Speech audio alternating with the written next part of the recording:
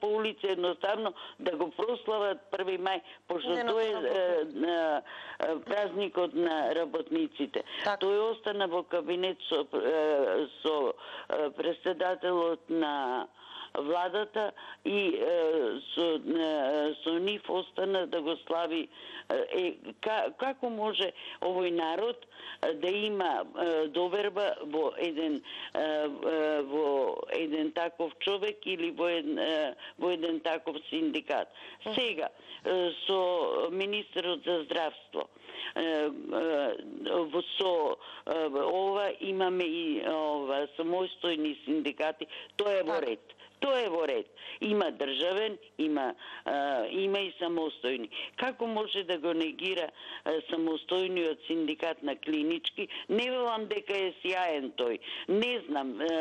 Меѓутоа, синдикат е, тој ги соединува работниците од хигиеничарите до директорите на клиничкиот центар. И како одеднаш се појавува некој синдикат по име Мајка Тереза, тоа многу ме изиритира што името на Мајка Тереза го зимаат како заштитник. За 2 дена се регистрира и го признава тој синдикат. Воопшто денеска народот нема заштита од синдикатот. Сега слушам законот за мобинг. Законот за мобинг, да.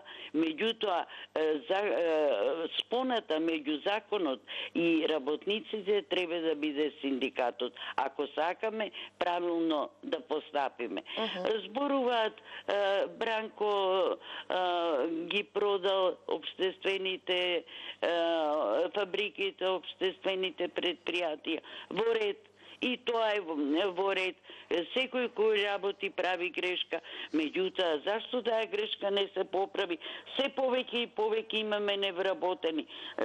Сега нека се најде некој начин, па и синдикатот како самостојно тело треба да помогне во тоа, да повеќе луѓе бидат вработени. Имам уште многу да зборувам. Да, верувам дека имате. И баш ми е драго што се јавивте. Волку, благодарам многу. Многу ми е драго што се јавивте и што го кажавте и вашиот став.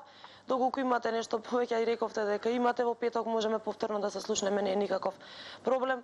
Или на интернет, слободно, преку нашата електронска пошта, можете да ни кажете се што имате поврзано со оваа наша денешна тема, која гледате на вашите телевизори, па сите оние кои се расположени вака утрински да се јават, да коментираат на демократски, на културен начин, слободно, добре дојдени се.